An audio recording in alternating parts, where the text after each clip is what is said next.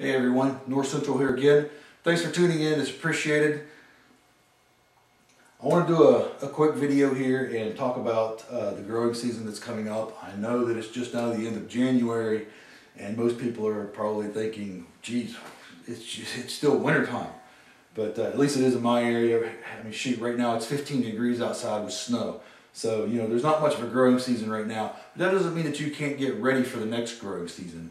I wanted to put this video out to go through some of the things that I want to do.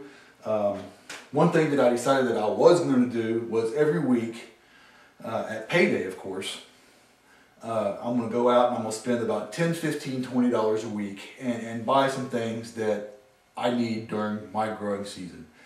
And the reason I'm doing that is basically because I'm a prepper. You know, I believe in being prepared. I don't want to wait until the last minute and go out and get $300 worth of stuff at one time that may or may not be in the stores. So I went out today and I went to I went to Lowe's at one of my stores fairly close to me, and I picked up two 6 cubic feet things of sphagnum peat moss. Some people like this, some people don't. I'm going to be using a lot of it this year because I'm going to be using, of course, mostly in container growing systems, and I'm going to be using in that. Another thing that I'm going to be doing is going through and making my own tomato cages out of some old fencing that I have. And I'll go through and show you how I'm going to do that. And maybe it'll spark an idea in you that maybe you want to do something like that too. But I want to get my tomato cages done now before my tomatoes go in the ground.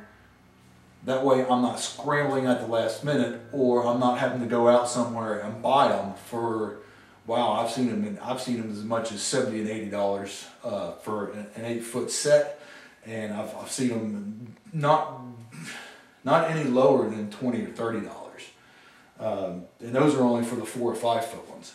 So, you know, they're pretty expensive. So if you can make them yourself and save yourself some money to put towards something else, then you're all the better for it. I'm also going to go through and do one of these and show you what I've done here. I'm going to be putting my strawberries in here. This is a shipping pallet that I made into a planter. It's got 4 compartments in it here, and then of course 2 down here that's not in the screen real well. And this was absolutely free with the exception of the stain that I used. And I went out and spent about $5 for a little tiny can of stain. And we'll go through and how to make this as well, and you could do other things in it besides just strawberries, other flowers and whatnots, but hopefully as soon as I can find some more shipping pallets. I'm a little bit finicky about the pallets that I used for this. I'll go through that and we'll get that done. But you know, the very big main reason for the video is, you know, I know it's just the end of January, but the growing season's right around the corner. You know, a lot of your vegetables, your tomatoes in particular, you know, you're going to start 6 to 8 weeks before you even move them outside and put them in the dirt. So in essence, you know, we're not talking about around here anyway, it's May 17th or about May 15th, 17th, somewhere in that time frame when it's the last frost. So now we're not talking about the middle of May. Okay, now we're talking about the beginning of April or the middle of March. So it's not that far away. You know, if you're talking about the middle of March, you're talking about, you know, just a couple of months. Start getting your stuff together, start planning in your head what it is that you want to do, what it is you want to plant, how you want to go about doing it.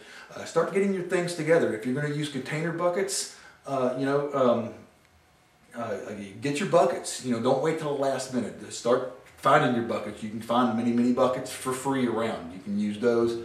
If you want to use your self-watering buckets, I'm going to try and set it up to where it is actually self-watering, and go through the steps and show you how to do that and let you know how different plants react to different things. I did one of the last videos that I did. I showed you the Burpee magazine and the Super Sauce tomato and the container corn. I got both of those in the mail the other day. I ordered them. And we're going to go through those. I'll show you, you know, how those produce and how those do. You know, there's a few different things that I intend to do. So, you know, stay tuned.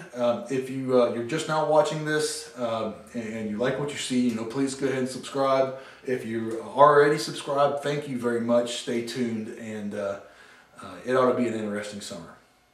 Till next time, this is North Central. Thanks for watching, guys.